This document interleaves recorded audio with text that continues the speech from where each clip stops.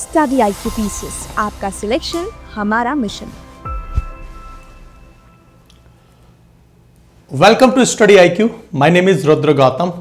दोस्तों, आज के इस लेक्चर में हम लोग इंडियन पॉलिटी, ज्योग्राफी और इकोनॉमिक्स और हरियाणा जीके से संबंधित जो मोस्ट एक्सपेक्टेड टॉपिक्स हैं उनको आज के इस लेक्चर में कवर कर रहे हैं कि आपको उन इंपॉर्टेंट टॉपिक्स को जरूर कवर करके जाना है, क्योंकि पूरे सब्जेक्ट के सिलेबस का ये 40% होते हैं, लेकिन 80-90% सब्जेक्ट में यहीं से प्रश्न पूछे जाते हैं। इससे पहले मेरा एक लेक्चर पार्ट 1 आया है, वहां पर मैंने साइंस, टेक्नोलॉजी और हिस्ट्री के बारे में सारे टॉपिक्स की लिस्ट आपको बताई है कि you must follow at least these topics, क्योंकि कम समय में वो टॉपिक्स जो लो हैंगिंग फ्रूट्स हैं उन्हें जरूर कवर कर लेना चाहिए। चलिए, तो सबसे पहले बात करेंगे इंडियन पॉलिटी पर। अब देखिए, इंडियन पॉलिटी के मैं आपको 10 इंपॉर्टेंट टॉपिक्स के बारे में बता रहा हूं, और ये 10 टॉपिक दीज आर मतलब 2 टॉपिक जो जहां से सीधे इंडियन पॉलिटी से प्रश्न आ जाएंगे। तो उनमें से एक है कॉन्स्टिट्यूशनल फ्रेमवर्क, मतलब संविधान जो बना है वो वाला पार्ट, और जो preamble, fundamental rights, DPSP and fundamental duties, ये तो सबसे इंपॉर्टेंट टॉपिक है इंडियन पॉलिटी का।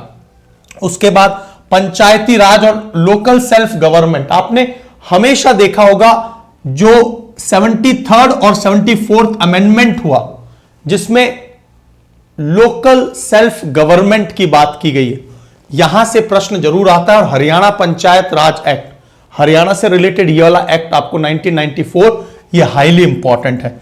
फिर यूनियन एग्जीक्यूटिव्स एंड लेजिस्लेचर, मतलब president, vice president, prime minister, council of minister, parliament, जिसमें एक्ट, प्रोसीजर, कमेटीज जो बनती हैं, वहां से रिलेटेड टॉपिक आपको जरूर कवर करने हैं। स्टेट एग्जीक्यूटिव्स में अगेन जो काउंसिल ऑफ मिनिस्टर है, state legislature, Vidhan Sabha, Vidhan Parishad, power and function, governor, chief minister, governor और प्रेसिडेंट से वाइस प्रेसिडेंट अभी जगदीप धनखड़ जी चर्चा में थे, तो यहां से प्रश्न पूछे जा सकते हैं। जुडिशरी से जरूर प्रश्न पूछा जाता है, supreme court, high court, writ, jurisdiction, landmark, judgement जो है, यहां से जरूर प्रश्नों को पूछा जाता है।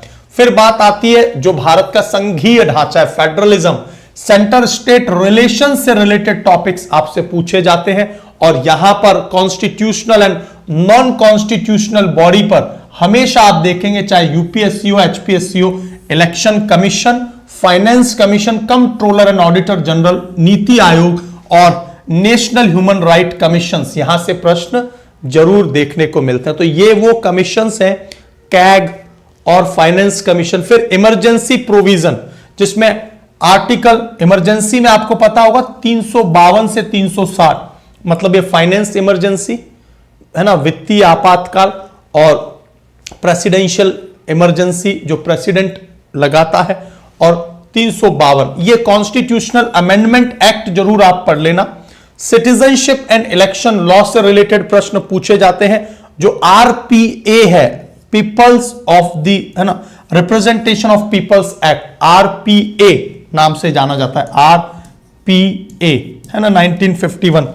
और करंट अफेयर जो पॉलिटी के हैं, वहां से आपको सुप्रीम कोर्ट के वर्डिक्ट, कोई नया लॉ आया है, बिल, पॉलिसी, और सेंट्रल और हरियाणा गवर्नमेंट दोनों से रिलेटेड बिल्स, पॉलिसीज, यहां से भी प्रश्नों को पूछा जाता है। तो ये 10 टॉपिक हैं, आप लोग केवल ये टॉपिक कवर कर लीजिए पॉलिटी के, और पॉलिटी में कम से कम यूं मान लीजिए कि लगभग 10 से 15 के करीब क्वेश्चंस आते हैं प्रीलिम्स में, तो आपको 12 क्वेश्चन, 13 क्वेश्चन तो केवल इन टॉपिक से देखने को मिल जाएंगे।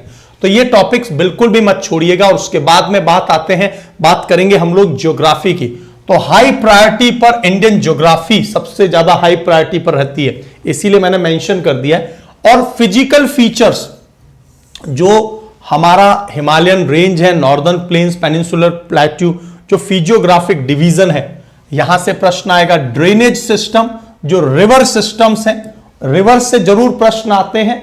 और रिवर में प्रश्न का मतलब यह हुआ कि जो डिस्ट्रीब्यूटरीज है ना, और ट्रिब्यूटरीज है, वो सब पॉइंट्स से क्वेश्चंस पूछा जाएगा। क्लाइमेट से जरूर प्रश्न आता ही आता है, याद रखना। एंड नेचुरल रिसोर्सेज, और सॉइल से तो विशेषकर, और forest, water resources, mineral resources, कहां पर कौन कौन से संसाधन है, उनकी लोकेशन, उनको मैच करने वाले शब्द क्वेश्चंस पूछे जाते हैं। एग्रीकल्चर में cropping pattern, season, irrigation and agricultural zone and population and human geography में आप ये जरूर पढ़ना हमेशा, सेंसस 2011 की जनगणना से प्रश्न पूछा जाता है। पॉपुलेशन डिस्ट्रीब्यूशन, घनत्व, डेंसिटी एंड अर्बनाइजेशन। इसके बाद में जो हरियाणा ज्योग्राफी है, हरियाणा में ज्योग्राफी में जो बाउंड्रीज किस किस से मिल रही है, एडमिनिस्ट्रेटिव डिवीजन कौन कौन से, Shivalik range, Aravalli range, Yamuna Ghaggar plain, ये फिजियोग्राफिक जो फीचर्स हैं हरियाणा के, उनको आपको जरूर कवर करने। उसके बाद district mapping, bordering other states, river location, agricultural areas और जो रिसोर्सेज हैं, मेजर क्रॉप्स हरियाणा की कौन सी है, soil types, forest cover in Haryana, ये टॉपिक आपको करने।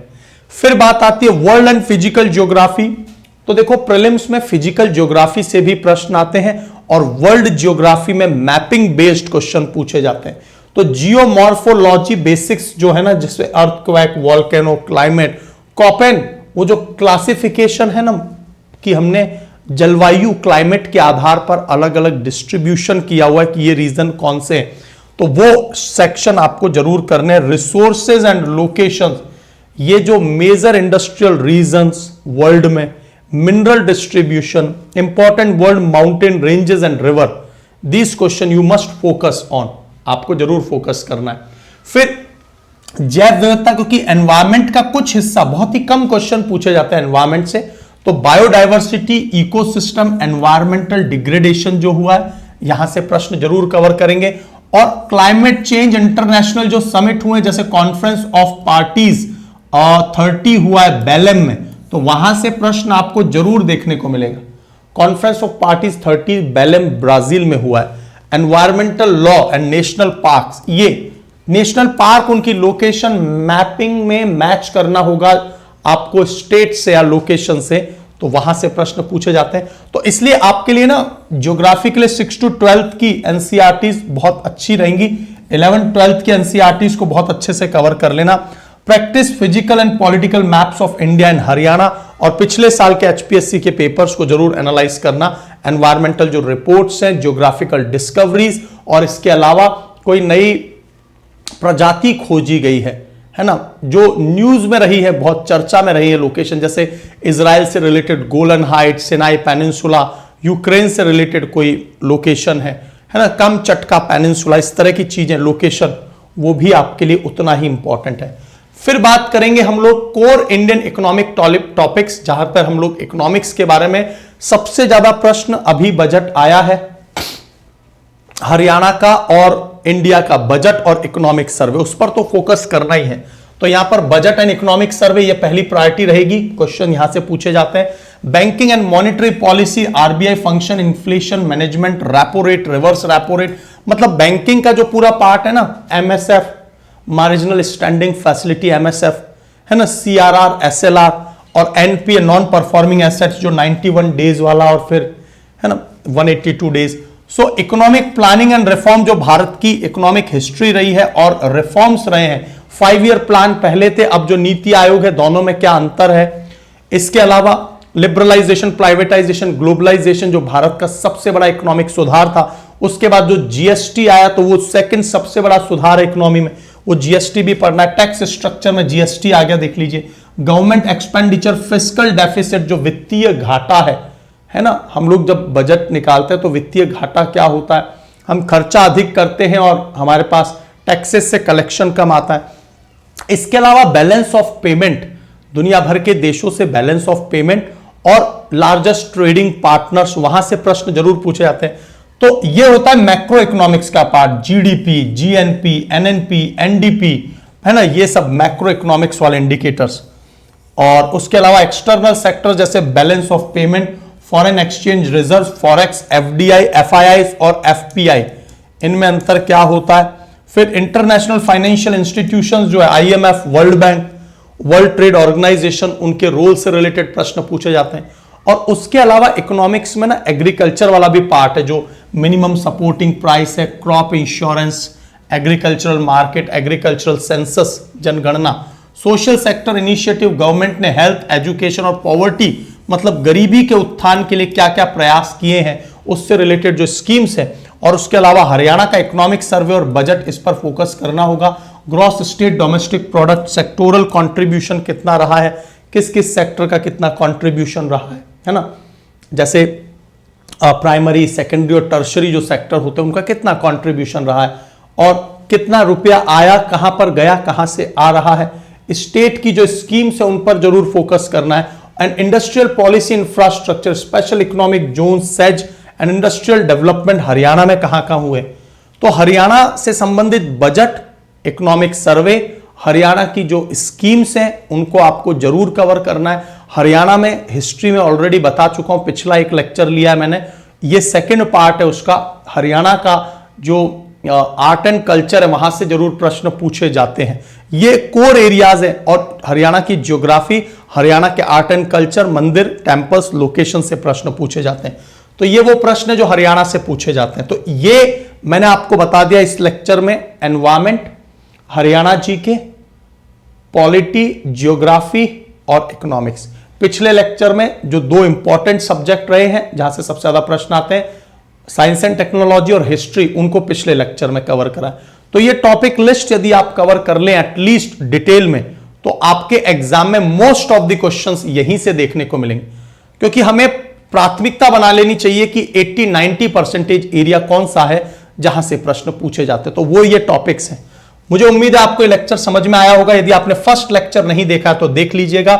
और इसी तर्ज पर हम लोग आपको यहां फाउंडेशन बैच में पढ़ा रहे हैं।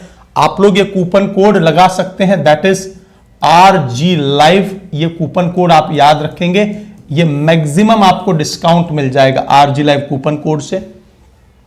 प्लैटिनम बैच में आपको NCERTs मिलती हैं, नोट्स मिलते हैं, आपको प्रीलिम्स का फाउंडेशन बैच मिल जाता है, पूरा प्रीलिम्स का डेडिकेटेड बैच है। 5100 MCQs का बैच है, और उसके साथ साथ कंप्लीट फाउंडेशन 1100 घंटे का, जिसमें आंसर राइटिंग की एक एक टॉपिक के आंसर राइटिंग की प्रैक्टिस होती है। आंसर्स आप सबमिट कर सकते हैं, आपके आंसर का इवैल्यूएशन करने वाली टीम हमारे हरियाणा स्टडी IQ के इस प्लेटफॉर्म पर है। और इसके साथ साथ प्रीलिम्स क्वालिफाई कर लोगे तो ये पूरा फीस रिफंड हो जाएगा।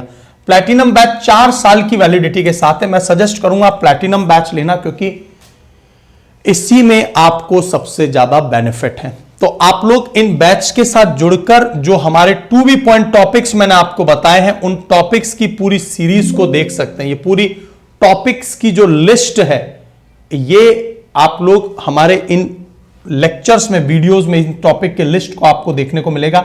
आप उन्हीं टॉपिक्स को कवर कर लेंगे।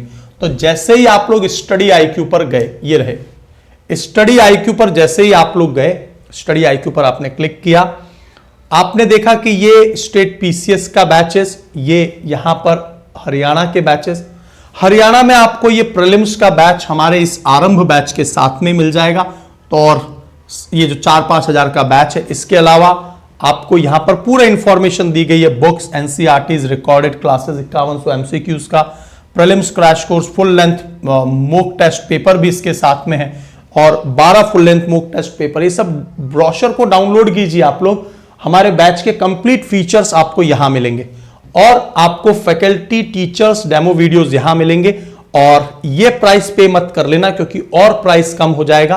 प्राइस को न्यूनतम करने के लिए आप लोगों को कूपन कोड RG लाइव जो मैंने दिखाया था, ये RG लाइव जैसे ही आप अप्लाई करेंगे तो आपको कोड लगाते 18,999 में बैच मिल जाएगा।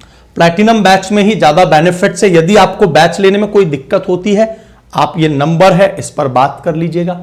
नंबर पर बता दीजिएगा कि रुद्र सर का क्लास देखा था और इसलिए मैं ये बैच लेना चाह रहा हूं, तो आप जो है ये कोड अप्लाई करवा दीजिए। यदि कोई टेक्निकल हेल्प चाहिए तो आप इनसे मदद ले सकते हैं। तो आप उनको रिक्वेस्ट कर देना, he will definitely help you in all possible ways. आपको वो जरूर मदद करेंगे। और किसी भी तरह का डाउट, कंफ्यूजन, डिलेमा है, आप मेरे इस नंबर पर बता दीजिएगा। आप RG लाइव कोड लगाएंगे तो आपको मेरी पर्सनल मेंटोरशिप मिल जाएगी। आप पर्सनली मुझसे यहां पर कनेक्ट कर सकते हैं। तो आप लोग ये याद रखिएगा कि ये number, you can save this number, this is my personal number and you can apply the code RG live. RG live coupon code आप अप्लाई करके मैक्सिमम डिस्काउंट प्राप्त कर लेंगे। कोई दिक्कत आती है यहां पर बता देंगे तो वो आपकी मदद कर देंगे। कोड आप ये लगवा लेना, मेंटोरशिप आप लोग मुझसे पर्सनली प्राप्त कर सकते हैं। सो ऑन दिस नोट रोकता हूं यहीं। मेरी शुभकामनाएं आपके साथ। 26 अप्रैल को आप बहुत अच्छा परफॉर्म करिएगा। All the best.